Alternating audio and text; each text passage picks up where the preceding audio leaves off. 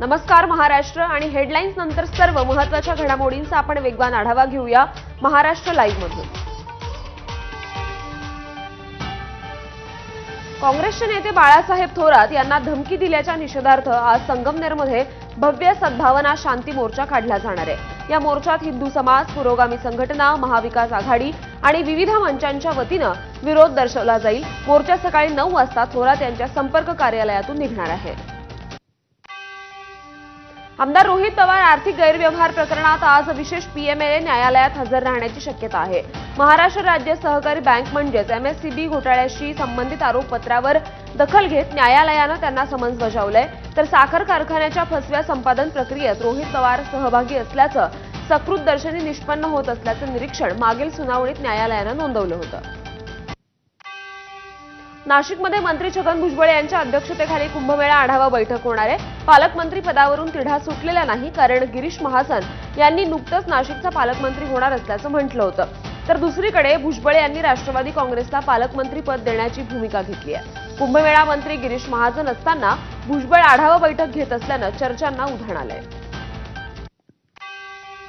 राज्य सरकारच्या महत्त्वाकांक्षी लाडकी बहीण योजनेत जिल्हा परिषदेच्या महिला कर्मचाऱ्यांनी लाभ घेतल्याची धक्कादायक माहिती समोर आली आहे। महिला आणि बालविकास विभागाने राज्य सरकारला दिलेल्या माहितीनुसार 1183 कर्मचाऱ्यांनी या योजनेचा लाभ घेतलाय।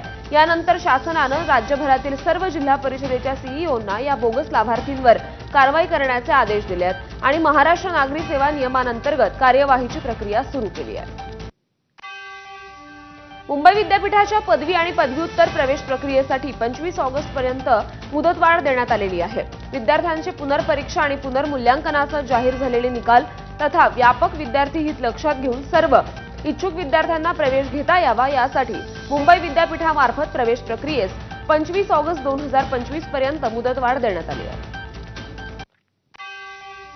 भिवंडी तालुक्यात मुसळधार पावसामुळे तालुक्यातील सोनाळे ग्रामपंचायत हद्दीत असलेल्या धुळखाडी गावातील पूल पाण्याखाली गेलाय। त्यामुळे सोनाळे धुळखाडीपासून बाबगाव, वैजोळा, चौधरपाडाकडे जाण्याचा मार्ग बंद करण्यात आलेला आहे।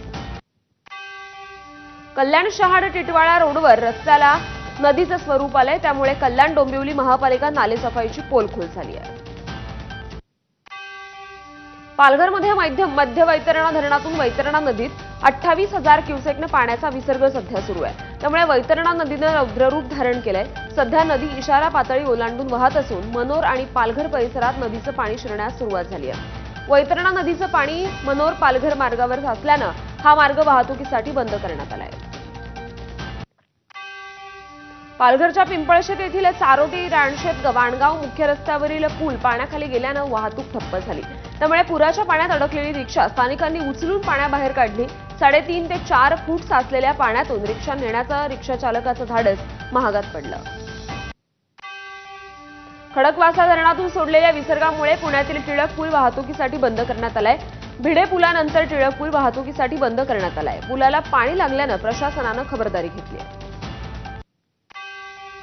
पिंपरी चिंचवडची तहान भागवणारे पवना धरण हे 100% भरले। त्याच धरणाची दृश्य ड्रोन कॅमेऱ्याने टिपण्यात आली आहेत। पाण्याने तुडुंब भरलेले धरण आणि धरणातून पाण्याचा सुरू असलेला विसर्ग आकाशातून टिपण्यात आलाय। बारामतीत भीमा नदी पात्रामध्ये मोठ्या प्रमाणावर पाणी सोडण्यात येत आहे। त्यामुळे भीमा नदीच्या पाणी पातळीत वाढ झाली आहे। त्यामुळे दौंड शहरानजीकचा दशक्रिया घाट हा पाण्याखाली गेलाय। तसंच तेथील महादेव मंदिर देखील पाण्याखाली गेले।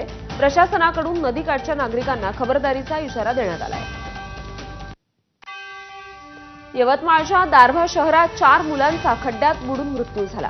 वर्धा ते नांदेड रेल्वे मार्गावरील रेल्वे उड्डाणपुलाच्या कामासाठी एक खड्डा खोदण्यात आला होता। याच खड्ड्यात 4 मुलं बुडाली। 14 वर्षांचा वैभव बोधे, 13 वर्षांचा रिहान खान, 10 वर्षांचा गोलू नारनवरे आणि सोमेश खडसन अशी या चौघांची नावं आहेत।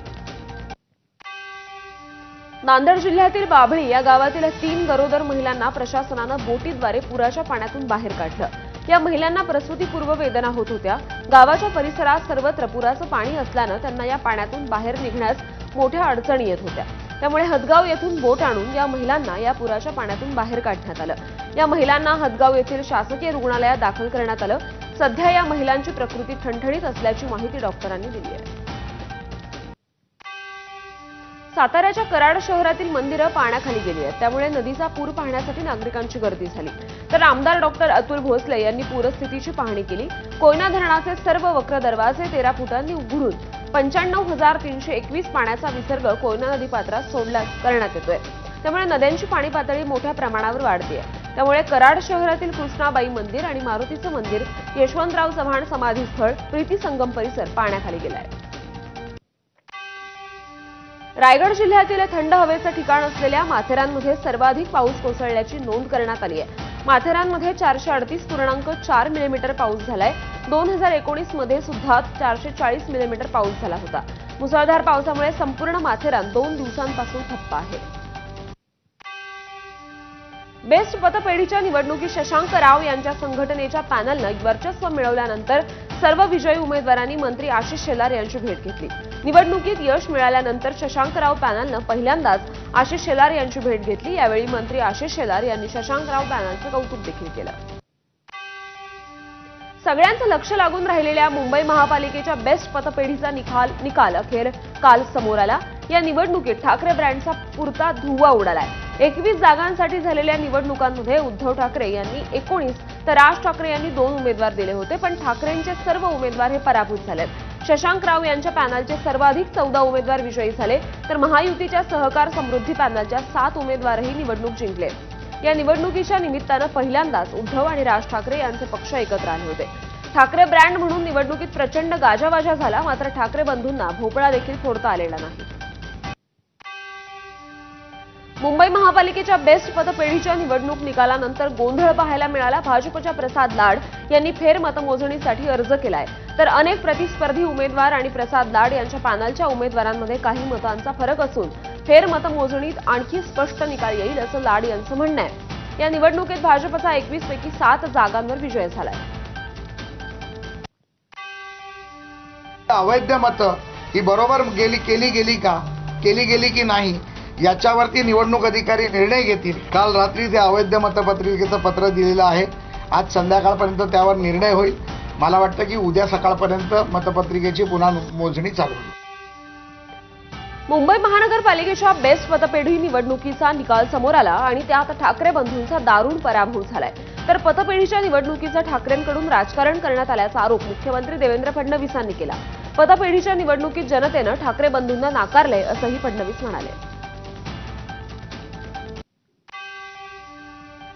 आमच्याकडनं शशांकरावही तसे आमचेच आहेत आणि प्रसाद लाडाही आमचेच आहेत। ते उभे होते, आम्ही कुठलेही राजकीयकरण त्याचं केलं नाही, पण त्यांनी मात्र आता 2 ठाकरे बंधू एकत्र, आता ब्रँड ठाकरे निवडून येणार, आता अशा प्रकारचं त्यांनी त्याचं राजकीयकरण केलं, पण ते काही लोकांना आवडलेलं दिसत नाही। त्याच्यामुळे त्यांना एकही जागा त्या ठिकाणी मिळालेली नाही। एक प्रकारे म्हणजे या निवडणुकीत तरी त्यांना रिजेक्ट केलेलं आहे।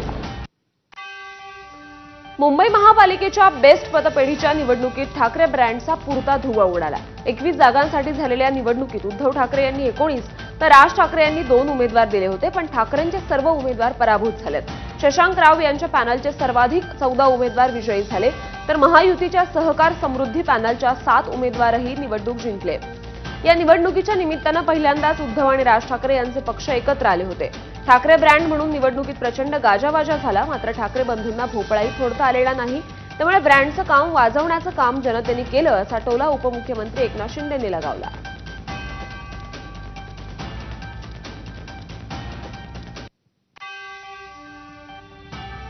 मुंबई महापालिकेच्या बेस्ट पतपेढीच्या निवडणुकीत ठाकरे ब्रँडचा दारुण पराभव झाला।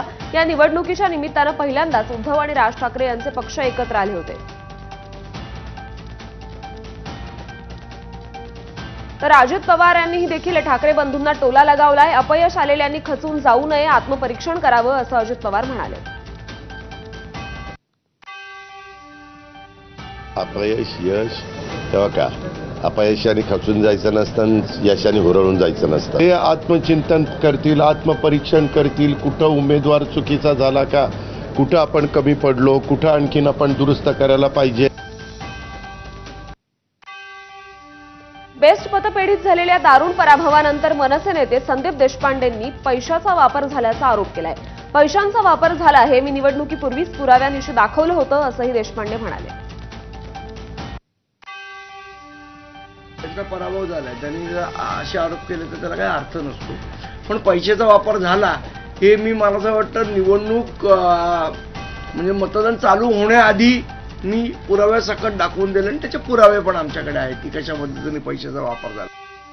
मराठी माणसाला गृहीत धरू नका असं म्हणत बेस्ट निवडणुकीच्या निकालावरून नितेश राणेंनी ठाकरेंवर निशाणा साधलाय. तर आज हिंदू समाजाला समजलंय ठाकरे ब्रँडचं काही देणं घेणं नाही असंही राणे म्हणाले.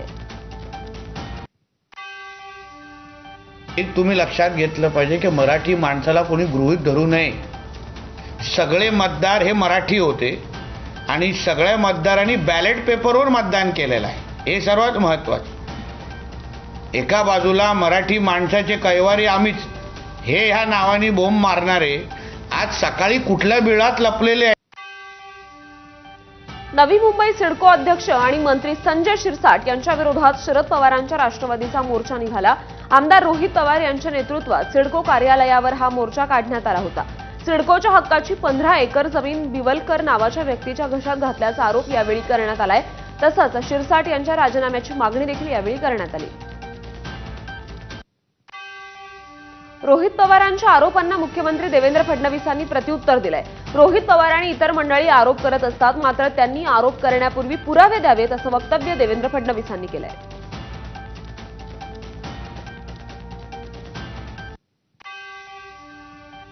रोहित पवार किंवा ही सगळी मंडळी रोज असे आरोप करत असतात. पुरावे दिले पाहिजे ना. बिना पुराव्याचे आरोप करणं योग्य नाही आहे. अर्थात मी अजून काही ती केस बघितलेली नाही, पण हे कुठलेही पुराव्याने आरोप केले तर मग त्या ठिकाणी मला असं वाटतं की त्याच्यावर इफेक्टिव्ह उत्तर देखील मिळतं.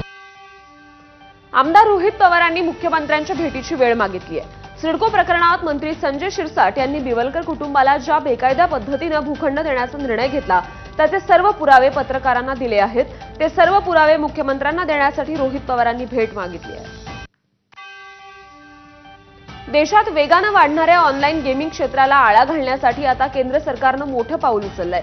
ऑनलाईन गेमिंग संदर्भात लोकसभेत विधेयक मांडलं गेलं आणि या विधेयकाला मंजुरी मिळाली आहे. डिजिटल गेमिंग संदर्भातील पैशांशी संबंधित सर्व गेमिंग व्यवहार पूर्णपणे बंद करणं हा या विधेयकाचा उद्देश आहे. संपूर्ण पर्युषण पर्वात कत्तलखाने बंद करण्यासाठी जैन समाजानं मुंबई उच्च न्यायालयात याचिका दाखल केली आहे. पर्युषण काळात केवळ 2 दिवस कत्तलखाने बंद ठेवण्याच्या आदेशाला जैन समाजानं आक्षेप घेतलाय. मुंबईत 24 ऑगस्ट आणि 27 ऑगस्टला कत्तलखाने बंद ठेवण्याचे आदेश आहेत. मात्र मुघल सम्राट अकबराला सुद्धा कत्तलखाने बंद करण्याबद्दल पटवणं सोपं आहे, मात्र राज्य सरकार आणि मुंबई पालिकेला हे पटवणं अवघड असल्याचा टोला जैन समाजाच्या वकिलांनी कोर्टात लगावला. दरम्यान संपूर्ण 10 दिवस कत्तलखाने बंद करण्याची मागणी कोणत्या अधिकारात किंवा कायद्यात बसते असा सवाल हायकोर्टानं याचिकाकर्त्यांना केलाय. तसंच पालिकेला आपली बाजू मांडण्यासाठी 2 आठवड्याचा कालावधी देण्यात आलाय. सणासुदीच्या काळात जनतेची घरं पाडू नका असे स्पष्ट आदेश महसूल मंत्री चंद्रशेखर बावनकुळे यांनी दिले आहेत. उत्तर मुंबईतील पाडकाम गणेशोत्सवापर्यंत थांबवा, तसंच प्रशासनानं नागरिकांना कोणतीही नोटीस देऊ नये अशा सूचना बावनकुळेंनी दिल्या आहेत. मात्र बनावट नकाशे तयार करून बांधकाम केलेल्यांना अभय मिळणार नाही असा इशाराही बावनकुळेंनी यावेळी दिला. कल्याण डोंबिवलीमधील ठाकरेंच्या शिवसेनेच्या 3 माजी नगरसेविका, तालुका प्रमुख, सरपंच, ग्रामपंचायत सदस्य आणि 40 पदाधिकाऱ्यांनी शिंदेंच्या शिवसेनेत पक्षप्रवेश केला. आमदार राजेश मोरे यांच्या नेतृत्वाखाली उपमुख्यमंत्री एकनाथ शिंदे यांच्या उपस्थितीत पक्षप्रवेश करण्यात आला. ठाण्यातील निवासस्थानी पक्षप्रवेश पार पडला. शिवसेना मजबूत आहेच. कल्याण डोंबिवलीमध्ये आणखी मजबूत होईल, आणखी बळकट होईल आणि या सर्व लोकांच्या येण्यामुळे त्या भागातला विकासही होईल. आणि म्हणून मी आपल्याला एवढंच सांगतो की लोकसभा जिंकली आहे, विधानसभा जिंकली आहे, आता स्थानिक स्वराज्य संस्था महायुती जिंकेल. आमदार आदित्य ठाकरे यांनी बीसीसीआयला पत्र लिहिलंय. रक्त आणि पाणी एकत्र वाहू शकत नाही, पण बीसीसीआयसाठी रक्त आणि महसूल एकत्र वाहतोय. आदित्य ठाकरेंनी ट्विटरच्या माध्यमातून टीका केली आहे. बीसीसीआयनं पाकिस्तानसोबत क्रिकेट खेळण्यासाठी संघ पाठवण्याच्या लज्जास्पद कृत्यामध्ये केंद्र सरकारला हस्तक्षेप करण्याची विनंती आदित्य ठाकरेंनी केली आहे. महाराष्ट्र पोलीस दलात लवकरच 15,631 पदांसाठी मेगा भरती होणार आहे. पोलीस पदभरतीचा शासन निर्णय जारी झाला असून पोलीस शिपाई, कारागृह शिपाई आदी पदांसाठी भरती होणार आहे. राज्यातील सहकारी संस्थांच्या निवडणुका पुढे ढकलण्यात आल्यात। राज्यातील पूर परिस्थितीमुळे 30 सप्टेंबरपर्यंत निवडणुका पुढे ढकलण्याचा सहकार विभागानं निर्णय घेतलाय। राष्ट्रवादीच्या नवाब मलिक यांनी मुंबई महानगरपालिकेसाठी चांगलीच कंबर कसली आहे। मुंबई विभागीय राष्ट्रवादी काँग्रेसच्या मनपा निवडणूक व्यवस्थापन समितीची दुसरी बैठक ज्येष्ठ नेते आणि माजी मंत्री नवाब मलिक यांच्या नेतृत्वाखाली मुंबई प्रदेश कार्यालयात पार पडली। समितीचे अध्यक्षपद स्वीकारल्यानंतर नवाब मलिक यांनी सर्व सेलच्या प्रमुखांची बैठक घेऊन योग्य सूचना दिल्या। यामध्ये सेवा दल, महिला, विद्यार्थी, ओबीसी आणि अन्य विविध सेलच्या प्रमुखांचा समावेश होता। शरद पवारांच्या दिल्लीतील निवासस्थानी राष्ट्रवादीच्या राष्ट्रीय कार्याध्यक्ष आणि राष्ट्रीय सरचिटणीस यांची बैठक पार पडली। देश आणि राज्य पातळीवरील विविध विषयांवर बैठकीत चर्चा झाली। तसंच संघटनात्मक विस्ताराबाबत सविस्तर चर्चा झाल्याची माहिती शरद पवार यांनी एक्सपोज करत दिली आहे। ठाण्यातील राम गणेश गडकरी रंगायतमध्ये मंत्री गणेश नाईक यांच्या जनता दरबाराची तिसरी घंटा वाजणार आहे। वनमंत्री गणेश नाईक यांच्या जनता दरबाराचे ठाण्यात बॅनर झळकलेत। ठाण्यातील राम गणेश गडकरी या नाट्यगृहात 22 ऑगस्टला जनता दरबाराचं आयोजन करण्यात आलंय।